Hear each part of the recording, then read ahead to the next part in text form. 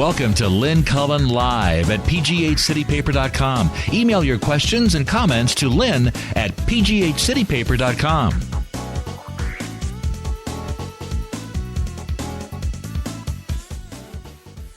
Hello there. Sorry. Wow, disaster.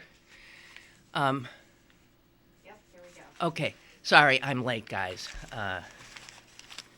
Truly. Waiting for, Hello. Hello! Oh, Hi, can you hear me? Yes, can you hear me? Yes, this is Joe Sestak. Is this Lynn? Yes. Yes, it is, and I am so sorry. I got hung up in traffic. So, okay. This is a breathless beginning to our interview, Admiral. But I have to tell you, in case anybody doesn't know, this is Joe Sestak, three-star admiral, former congressman, and running now for the Democratic nomination for the Senate to unseat Senator Patrick Toomey. I see that Senator Harry Reid has essentially said there's no reason for any of us to go to the polls. He told the Washington Post, we have a primary in Pennsylvania. We have the governor supporting Katie McGinty. We have former Governor Rendell, so she's going to win. Yes. Well, why even? Harry, yeah. I think Harry Reid's forgotten there's no more king or kingmakers in America. Wow. It's the United States of America, Declaration of Independence. But you do seem to be up against the entire Democratic establishment running for their nomination. That's a tall mountain to climb, except that this seems to be the year of the anti-establishment candidate. I think it's because people are really fed up.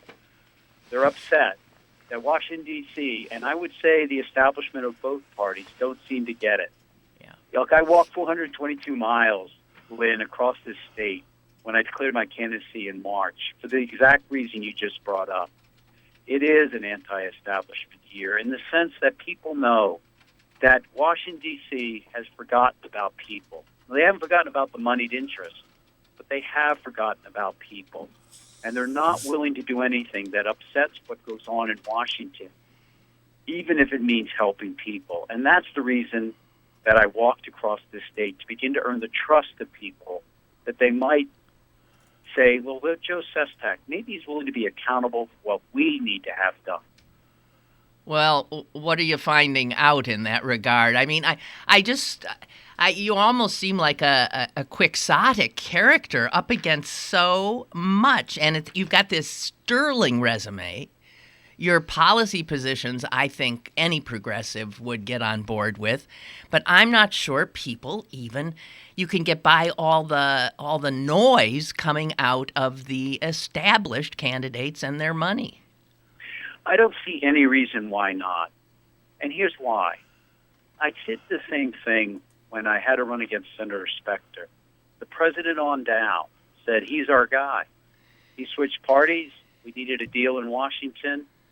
And they had asked me to run earlier. I declined 3 times because I merely had become a congressman because I wanted to pay back my country for the health care I got in the military when my daughter got brain cancer at 4 years old, and she's now 14.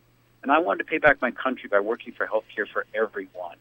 I finally said yes to run for Senate, and then Specter switched parties, and yet we won that race because I think people want to believe, again, that someone's in it for them. It's why I did not simultaneously run for my congressional seat at the same time I was running in a primary against Senator Specter. I felt I had to show it wasn't about my job. It's about their job. I have great faith in Pennsylvanians and in the American people as a whole that they want someone who represents them. Well, it was that run against Specter, which obviously earned you the enmity of the party, because everybody, yes, as you said, even the president was saying, "Please don't do this," and you did it. So now, wow. I know I've brought your name up with Democratic office holders around here, and they all look, like I'm mentioning Voldemort, and I'm serious. What? Well, I'm on my way to Indiana County, just a little northwest of you, northeast, and I'm going to do a veterans event at American Legion. Then I'm going to walk 6.5 miles to another city, Indiana. And when I get there, I'm going to go into a small business where there's a young man who began working there at 15, purchased a place at 17, and now is repairing vacuum cleaners. And then he is opening up a place in Pittsburgh to do it even broader. And you know what? As I walk, as I meet, and as I talk, not one person will say to me, I believe, what's Washington, D.C. think about who should be our representatives? I think at the end of the day, just like when I was in the Navy as captain of a ship, if you took care of the sailors, they took care of the mission. I want to take care. I want to support. I want to help people, and they'll take care of Pennsylvania. Okay, let's hear what Senator Sestak would do about or say, or what positions he would take if elected. Let's deal first with, I think, the issue that so many people find resonating this year, and frankly last and the year before that, and that being the decline of the middle class. Yes. And this so-called, restored economy that is leaving almost everyone we know behind. Yes. What do we do? I actually wrote a book, Restore the American Dream, from my time at teaching at Carnegie Mellon and other places here in Pennsylvania, instead of being a lobbyist after I left Congress. And just let me talk about one or two of those issues that are in there to help do what you just brought up. One of them I'm actually going to talk about today, small businesses. Here in Pennsylvania, we have had half the growth of small businesses in the last 40 years as the nation's average. Now, small businesses create 70% of all jobs. So if we are only creating half the small businesses today that we did 40 years ago, and that's what the numbers are in America as a whole, well then, how are we going to get job creation and rising wages again? Well, there's two things to do. One, making sure that small businesses have access to capital. And when Pat Toomey votes to close down the Small Business Administration's loans that go to minorities, that go to veterans, that go to women-owned businesses, then you have a problem. But if we can also get, like Wisconsin has said, to invest in small businesses, anybody in Wisconsin who does that gets a 50% tax credit. They have quadrupled the investment in small businesses because only 3% of small businesses that start up can get a bank loan. Number two, small businesses actually pay about 40% more in cost to initiate and take care of regulations than large businesses. And so there's a way in my book where you have the Small Business Advocacy Office that has saved $200 billion in 10 years in order to remove undue regulation on small businesses. I'm not talking large, small businesses that can lift this burden, because since the recession began till today, it costs per capita, it actually costs 40% more in order to start up a small business. And so those are two simple ways to get the star running back of job creation. And everybody wants a quality job where wages rise, to start to get Pennsylvania and America back to getting small businesses being the premier job creator like they used to be 40 years ago. Would you respond to, I think, something that Bernie Sanders said in the debate the other night, and I hope I'm getting it right, but it's obviously sort of a bumper sticker line, but it's a good one. And he said something like, Congress does not run Wall Street. Wall Street runs the Congress. Do you agree with that? I mean, it seems like that's the case. I think he has to expand it. I think moneyed interests have way too much influence upon Congress. Let me just take it back to the issue I was talking about. When I went down to Congress, I asked for a waiver to be on a third committee. You only normally get two. I got the waiver because I'd asked for it to be small business. Then they said, Would you be vice chairman? I thought they wanted to show they had a sense of humor, because I usually don't become a vice chairman of a committee until you've been there 15 or so years. But you know what? There's no PAC money that goes to small business committee people. And nobody wants to go to small business. They want to go to the appropriations bill.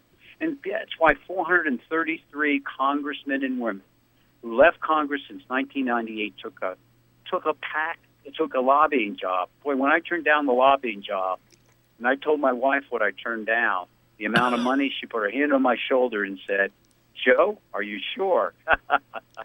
Well, I was waiting for something a little less mild than that. Well, good for her, good for you. But I mean, it is true, is that big money has way too much influence. Look, I think that's the party. Take carried interest.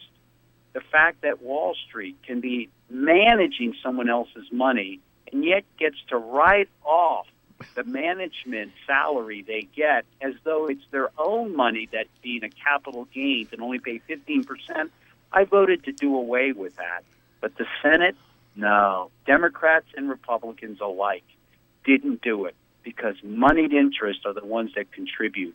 That's a large reason why I believe people are saying this year, no, we're tired of the establishment. Yeah.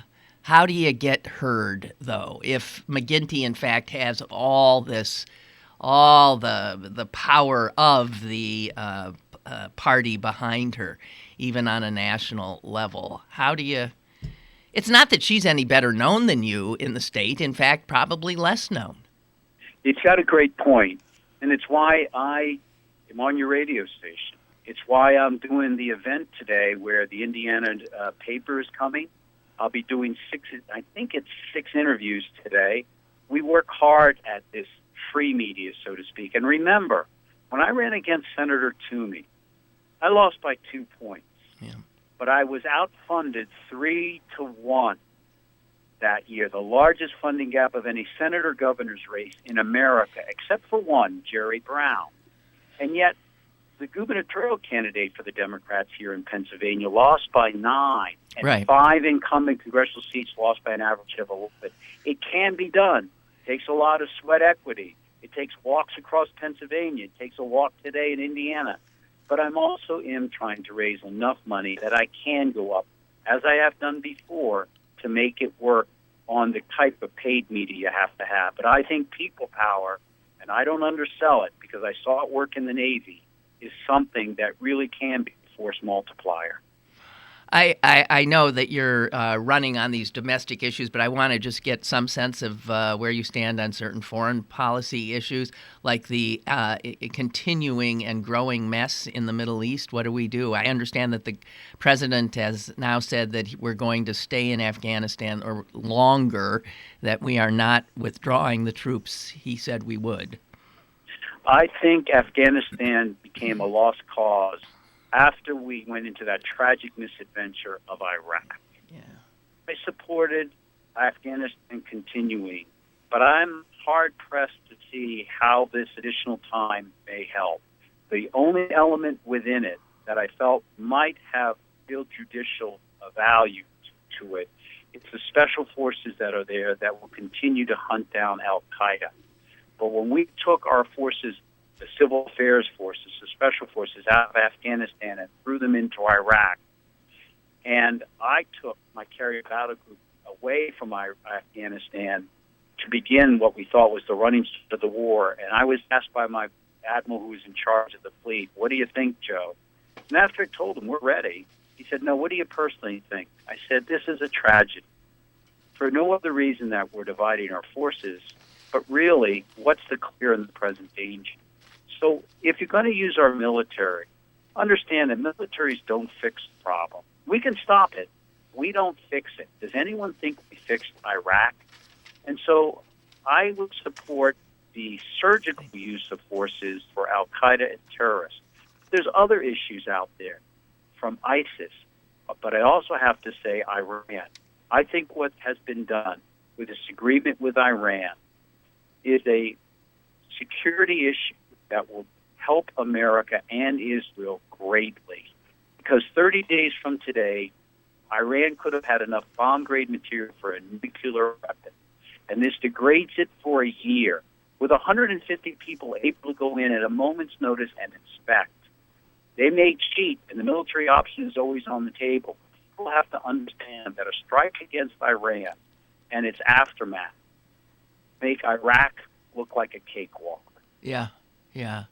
Hey, the New York Times, the front page, said today that certain military analysts here are saying that the Russians, the Russian military, showing their might right now in Syria, in some ways, they're saying, surpasses the American equivalents in technological capability. They're talking about the ship-based cruise missiles fired from the Caspian Sea 900 miles away. Do you really think the Russians have better stuff than us? And if so, we lost him. Yeah, he was breaking up. And anyway, he's got to go, right? I am so sorry, guys, about this. Yeah, let it go. What a. I'm still hearing a slight ringtone. Mm-hmm.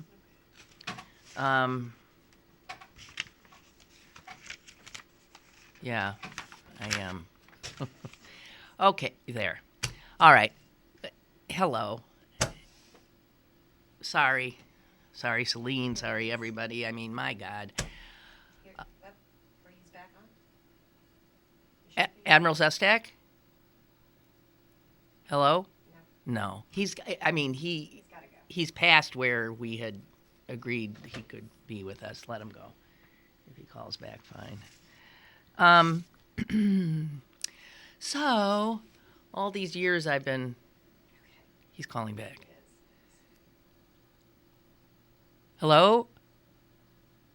Hello?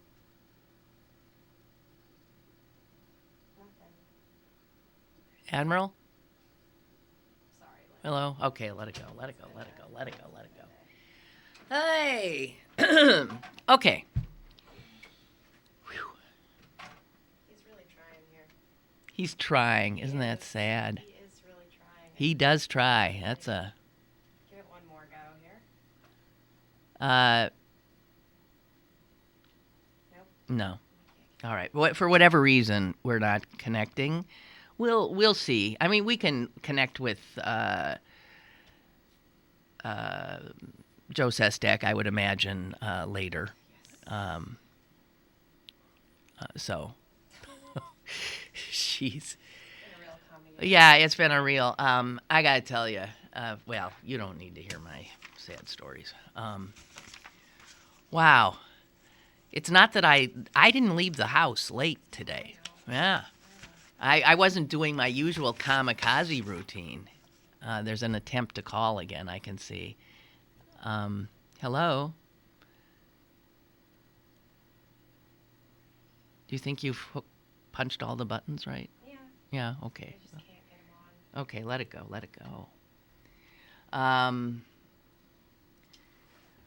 But I literally, and I had to take the car today because I have a doctor's appointment immediately after that I need my car to run to. And I have never had a problem finding some place. Well, today, good God, I must have circled. It's very, very stressful. I mean, very stressful.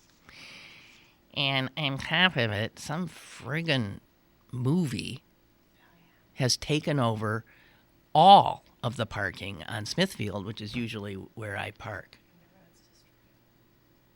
Is that McEwen's movie or whatever his name is? Yeah. God dang it. I love that we've become this Hollywood East, but man, God. You know, all right, never mind. I'm here. I'd still be out there wandering if I just hadn't, just luck, dumb luck. If I see somebody over on Liberty Avenue pulling out of a space. I made an illegal U-turn. I was careening around. Just ridiculous. Ridiculous. I ran in front of a Port Authority bus on 7th Avenue trying to get here. Okay. Hello. Well, there's so much to talk about, actually. I just want to say this about Joe Sestak, if any of you are still there. He really has so pissed off the Democratic Party. I mean, from Obama on down, they want him dead. They do. And yet, as he pointed out, he beat Arlen Specter when Specter turned supposedly into a Democrat. That's when the party turned on him. They wanted Specter to win. The party backed the Republican, who now says he's a Democrat, and Joe Sestak, who was a congressman at the time, a Democrat, said, "What? I'm taking him on." Everybody, including Obama, on the phone with him saying, "Don't do it. Do not do this. We need this seat, and ultimately see." He knocked Specter out, then he took Toomey on, and Toomey won. But it was a year that the Republicans swept everything, and he, in fact, with next to no support from the Democrats, did better than any Democrat running statewide. Much better. And as he said, being outspent 3-1.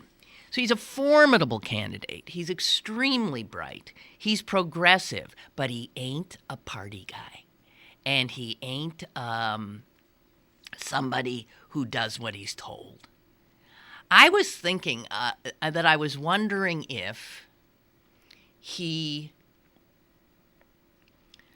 because he rose so high in the military, because he was an admiral, a 3-star admiral, that he maybe was not used to taking orders as much as he was used to giving them and doing, and being in control. I don't pretend to know.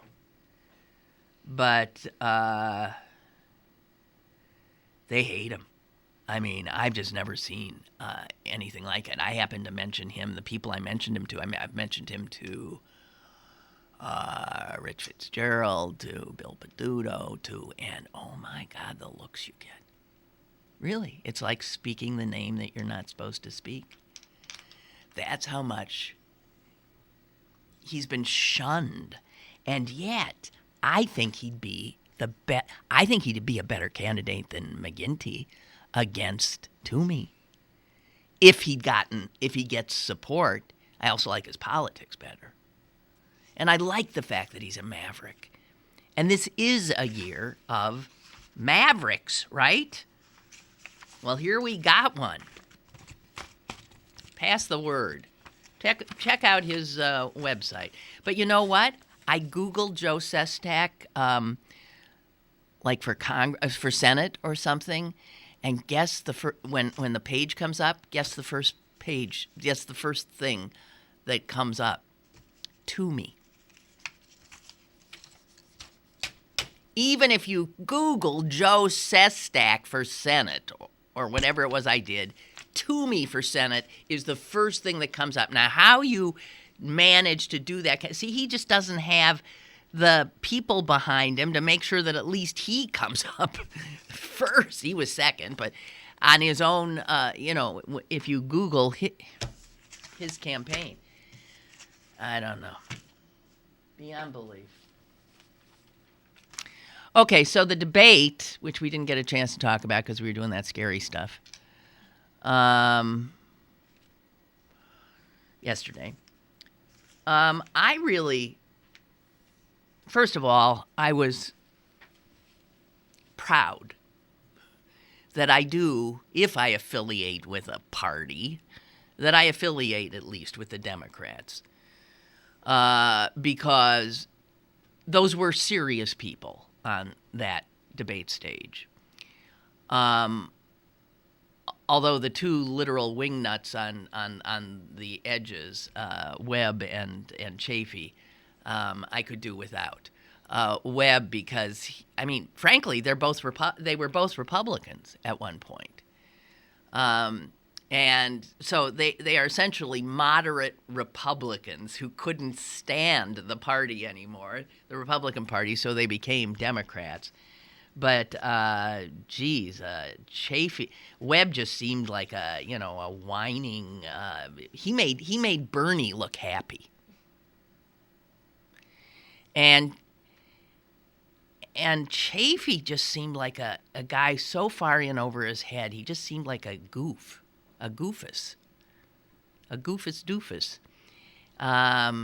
And it was sort of sad to see. So anyway, I do think Bernie Sanders probably gets the most out of the debate myself, because I think a lot of people have been hearing about him, but because media don't cover him, because he ain't Donald Trump.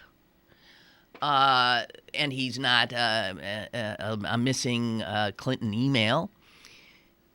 So he's really, even though people keep seeing this Bernie Sanders, socialist Bernie Sanders, they haven't heard him. And 15 million people did watch that debate. So a bunch of Democrats who really never heard him before did hear him. And I would imagine might have been impressed with his critique of our economy and the unbelievable disproportion of wealth held by a tiny, tiny little percentage of Americans while the middle class disappears. On the other hand, I do think he seemed flat-footed and sometimes even confused when talk turned to some foreign policy issues. When they were talking about the Middle East, I thought he really looked bad. I do. That was troubling to me. Hillary, no one should be surprised, is adept as hell. If there's a word you attach to that woman, I think capable or competent. She's smart as hell, and she's calm and cool, and so the pundits all say she won the debate, hands down. But regular ordinary people who watched it, a lot of them thought that he won the debate, Bernie, because I'm sure his ideas resonated, and also his chivalrous refusal to take advantage of Hillary's email issue was, as all politicians would say, was stupid. But as a human being would say, and as an adult would say, it was commendable. Really commendable. I also want to say, just sort of thinking what I was thinking that night, I thought Anderson Cooper was fantastic. I just thought he was smart as hell, tough. Sometimes these guys seem sort of cowed by, the people on the stage. Totally comfortable. He was even essentially anchoring before the debate, right before it. It was like 5 minutes before the debate, and he says to the other people he's with, I guess I better go. And, a lot of people, if you were doing the first Democratic presidential debate, you'd be like, going over your notes. You'd be a nervous wreck. Even if you were a pro, you wouldn't want to screw it up because it's a big stage, 15 million people. And, man, what a cool customer he is. Wow. I was really impressed. They could have had Wolf Blitzer, who is just... And instead, they picked the right guy. So CNN, who often gets it wrong, in terms of their production judgments, I want to say, well done. Although it could have been less of the faulty roll before. I thought it was supposed to start at 8:30. It did not. I don't know. That always pisses me off, and getting as many commercials in as you can. Just whatever. So wait, Roger says, my wife and I love the Marilyn Monroe, Jack Lemmon, Tony Curtis movie, Some Like It Hot. Well, sure. Lincoln Chafee displayed a lot of... Hello? Lincoln Chafee displayed a lot of funny facial expressions that reminded us of Joe E. Brown, a very funny-looking old actor who played Jack Lemmon's boyfriend in the movie. And that he's... I guess what? He said he's like a block of granite. He looked... Anyway, whatever, funny. He doesn't look like Joey Brown. Other people were saying that Chafee looked like... Man, I wish I could remember the guy's name. I tweeted it.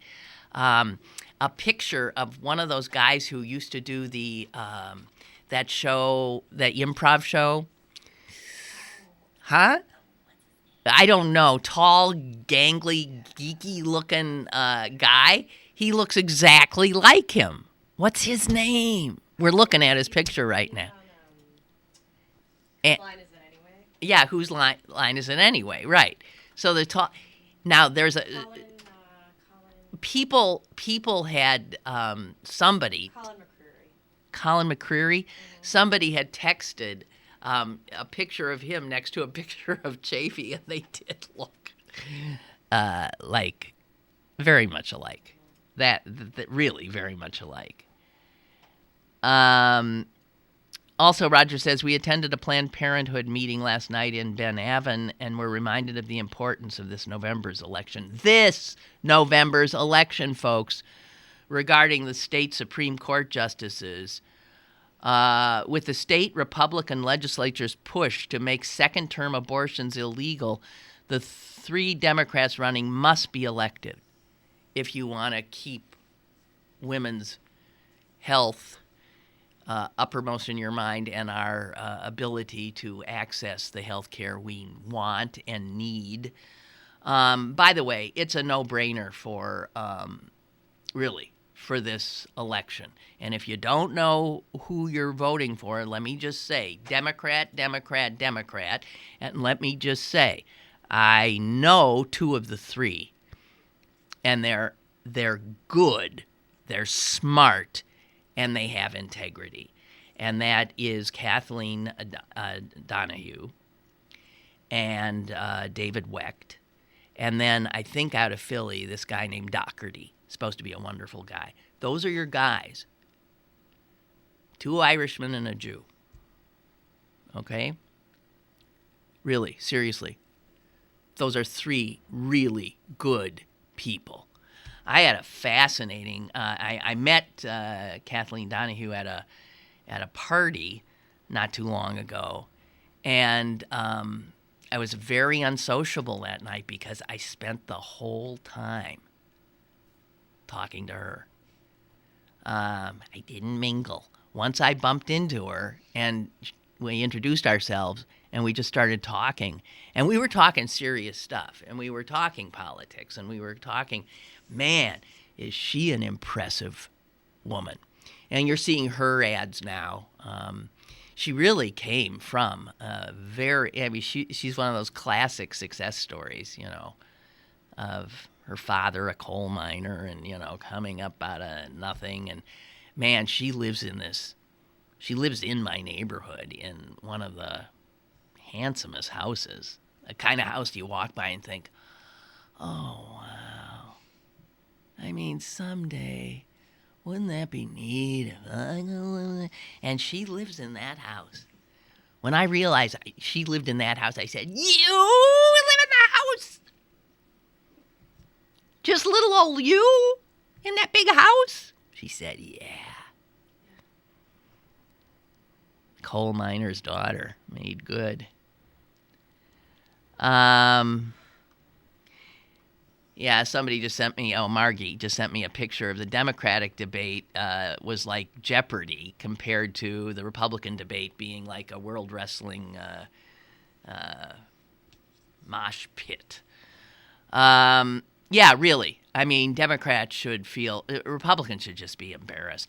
And yet media, God, let me just say something about media. So Donald Trump was tweeting live throughout the Democratic debate. And do you know that the next morning he got as much attention on MSNBC, on CNN, with his tweets as did the people who had, not maybe as much, but he was right up there at the top. Right up there at the top. Our broadcast media, especially, is as corrupted as our Congress. And they're all corrupted by the same thing, as we know. Money. Money. Money makes people nuts. It makes people not nice. You know what, Sanders? I sucked my breath in a few times during the debate because I thought the Democrats, in many cases, seemed much more to the left than they have in national elections past. And credit Senator Sanders, because he has pulled everybody to the left by showing that his democratic socialist view is one that a lot of Americans find compelling. I mean, to me, when he was speaking about economic matters and our social inequality and financial inequality and social justice issues, he was just a truth teller. He wasn't saying anything that anyone who, with a critical mind, couldn't come up with independently. But he was saying something that you never hear American politicians say because it did sound a little socialistic. And then he even uttered the word revolution. We need a revolution, he said. And when he did that, I thought, uh-oh. That might be one word too far for most folks. By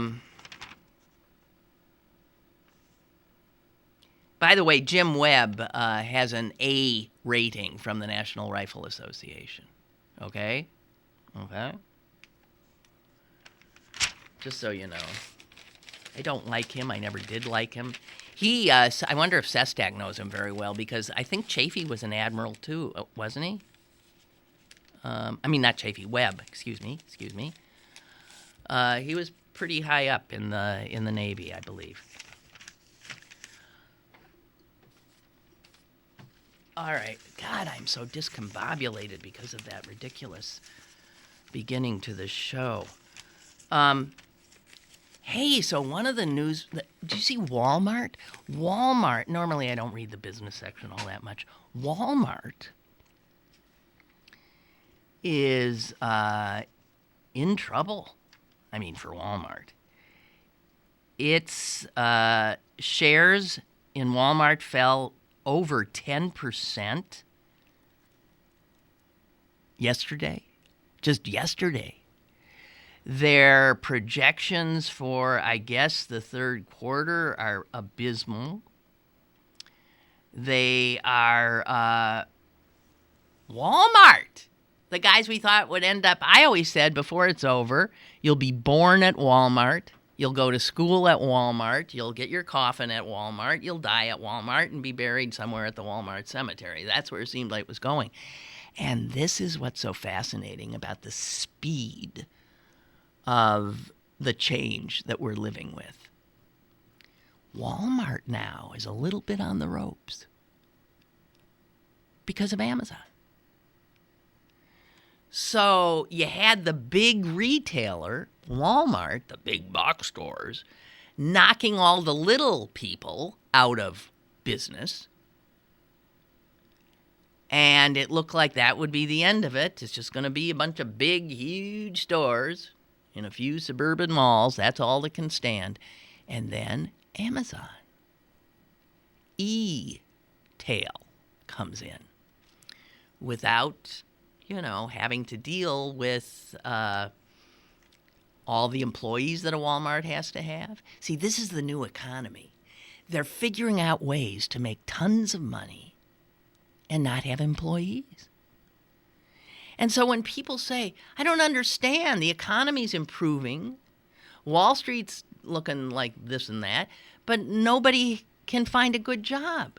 It's because the new models of how our economy is going to work do not have jobs in them. Where did I see? I saw something the other day that just blew my mind. And of course I didn't cut it out, right? Let me think. Barnes and Noble. Remember them? Barnes and Noble at one point employed something like 83,000 people.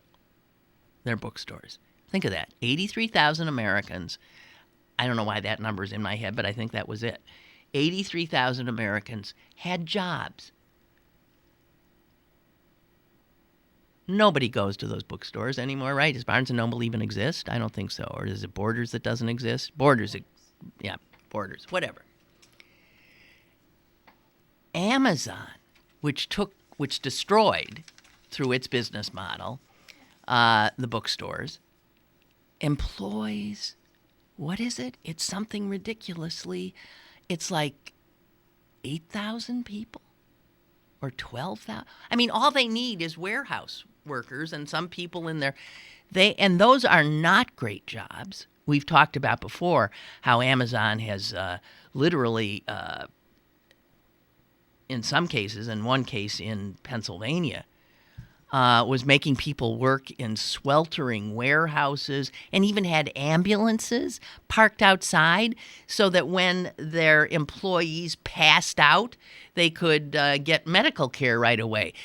They did that instead of air condition the place. Excuse me. So where the old business model, the retail business model, even the big box retail model, which as Walmart, paid not great wages, at least there was a job. With the Uber model and the Amazon model, there aren't any jobs, guys. There aren't any jobs. What the hell are we supposed to do? So Walmart, I love Walmart feeling panicking in any way, in the way that all of those ma and pa hardware stores and grocery stores and everybody else went down. I love that in a way. But what will be left? If Walmart's the underdog, oh dear God. This is the speed with which things are changing. And so you think, well, then Amazon, that's it. That's the way it'll be. No, someone will come and figure something else out that literally will involve 0 employees. Just one person sitting somewhere pocketing all the money in the world. I don't know. It's just beyond belief.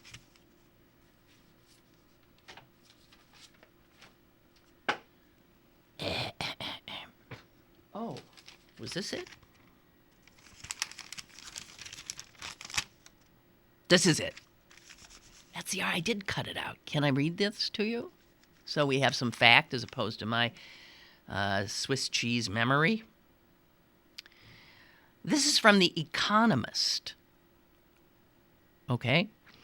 They are saying that the anti-capitalist tone that you heard from Bernie Sanders is one that is proving, you would think, as I said, that you couldn't hear a politician seeking national office talking like that.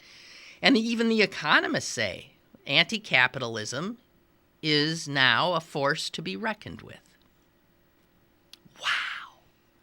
They go on to say Pope Francis has talked about it. I mean, he's used words like dung.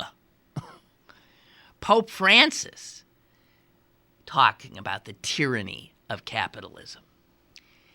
And Bernie Sanders doing so well.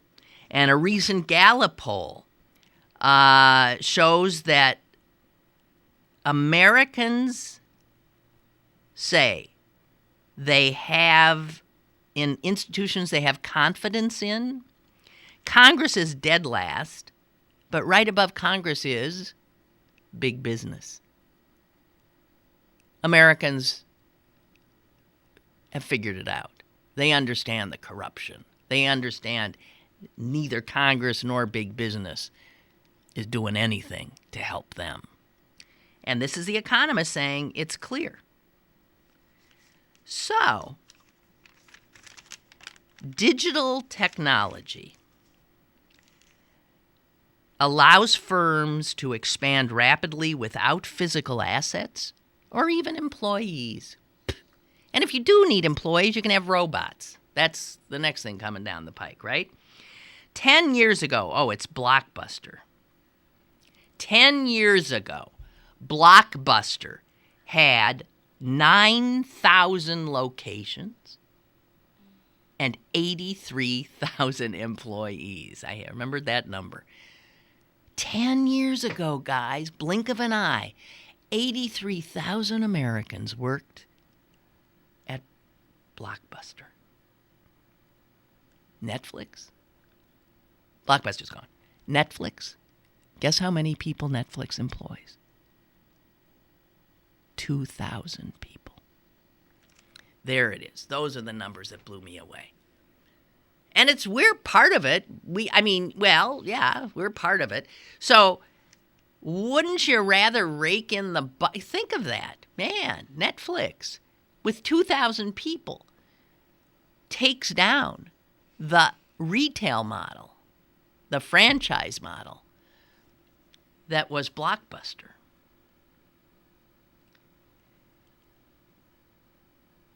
Listen to this. The numbers are a little unsettling. The 1,200 firms that have gone public in the United States since the year 2000. Those are the number of firms that, are on the exchanges and corporate entities that have boards of directors and all of that and are out there. The 1,200 that have gone public since 2000 have each created fewer than 700 jobs on average since then. What? In 10 years, 700 jobs from the 1,200 companies that have gone public in the last 10 years? Wait a minute. Try to take that in. Amongst them, they've created 700 paltry jobs. That's why when you hear small business is the job creator, not these friggin' corporations, and less so than ever.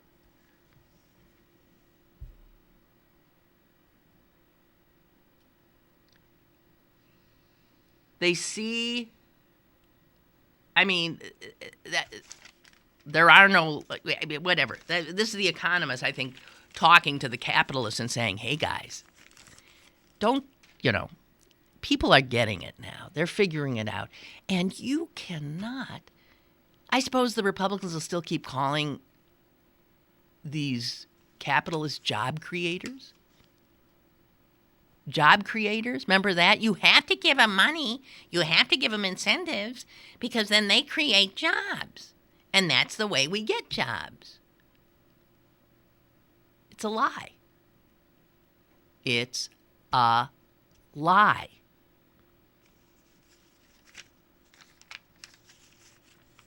And by the way, that thing about Netflix doing in, Blockbuster, I also happened to see something in the business section today that Netflix is struggling right now.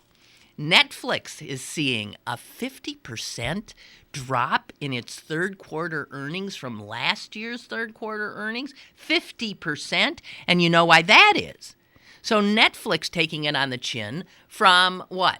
All these other ways that you can access. I guess Apple has something. I can't keep up with it. I can't keep up with it.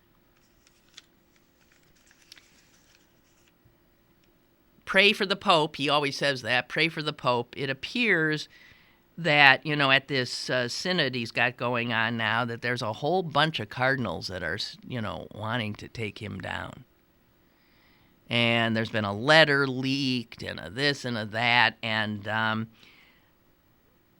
according to reports from the New York Times, there is a frenzy of behind-the-scenes speculation that the Pope's authority is being challenged or even subverted. So the conservatives in the church are maybe, the long knives might be out. Pray for them. And, Dance Moms TV star Abby Lee Miller is charged with a felony count of... What an idiot. There's an idiot. So she's as stupid as she is mean. She's as stupid as she is a jerk. And they can tap dance your way into the who's gal. Idiot. All right, so this from the sports section. See, I read the business section. I read the sports section. The only section I do not read? The comics. I used to, but I don't anymore. Anyway, you Steeler fans might remember a guy named Adrian Robinson. Maybe you don't, because he didn't last long with us. Adrian Robinson Jr. He came out of Harrisburg, played for Temple in college, and I believe we're the ones who drafted him. But he played with us, and then he went to Denver, and then he went to San Diego, and then he went to Washington because he was one of those players who was just sort of not quite up to the level to hold down a regular job with a team.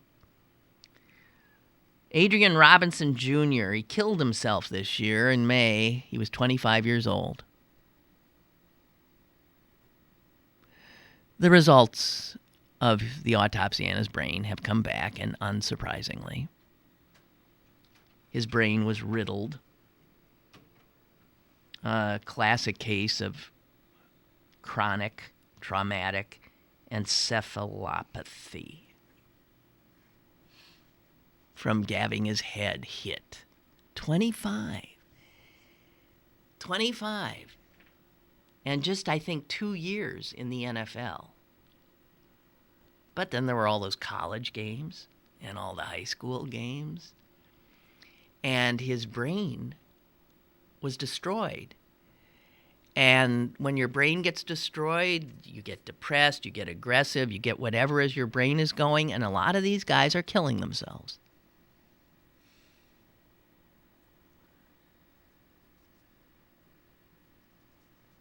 In fact, listen to this.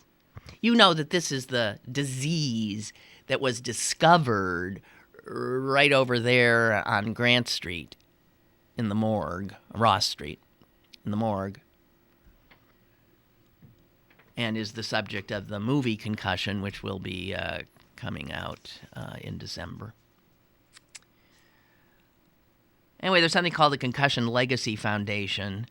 It confirmed the diagnosis in his case and said, they have now sliced, looked at, gotten the brains of 92 NFL players.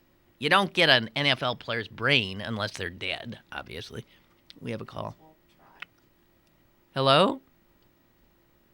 Hello? All right, so something's gone awry. We've screwed something up, yeah. Okay, so they have looked at 92 brains of dead NFL players. Of those 92, 88, all but 4, had chronic traumatic encephalopathy. Their brains were eaten away.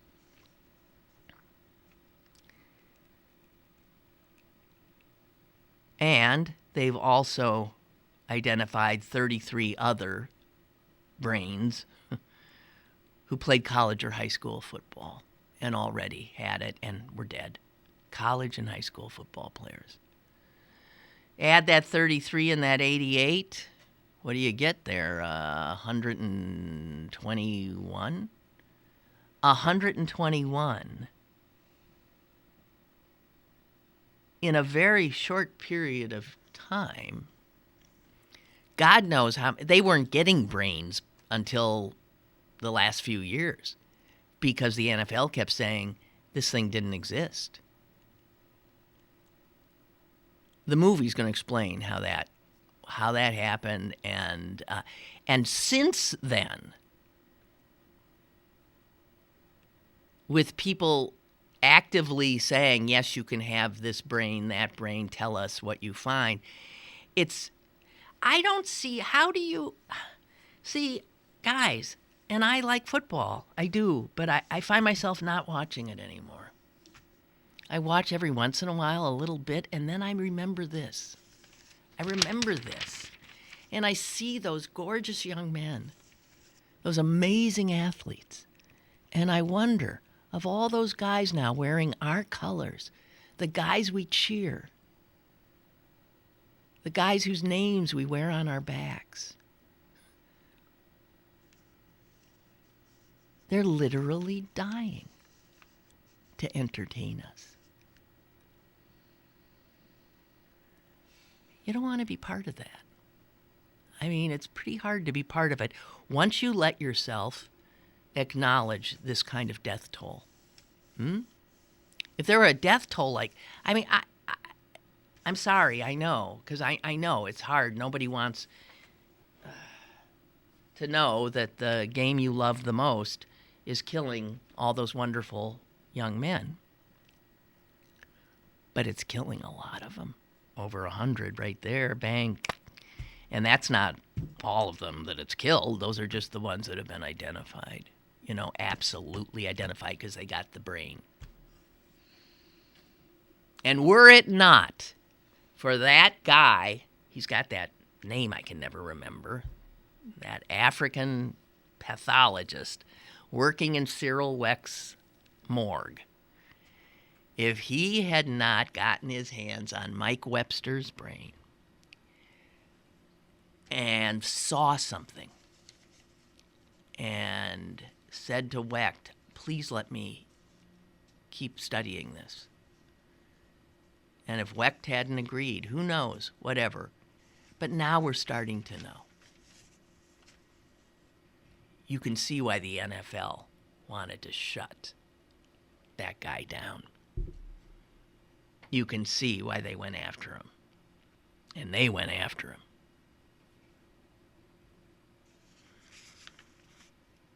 Because they feared this could take them down. And I think there's some truth in that. And then also on the NFL front, you do know that Steelers defensive end Cam Hayward has been fined thousands of dollars. Why? Well, actually, the headline I like most... Let me find it. Well, I can't. I think, here it is. Cam Hayward fined for display of affection.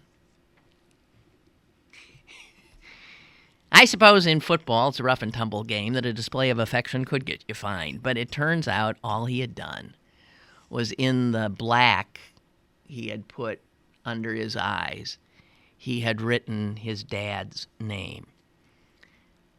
His father, also a football player, Ironhead Hayward, and he was dead at the age of 39. Brain cancer. And Hayward, they fined him for putting his dad's name under his eyes. Hayward fined for display of affection. You gotta love that NFL. All right, guys, again, my apologies for messing up. And we'll talk again tomorrow. Bye-bye.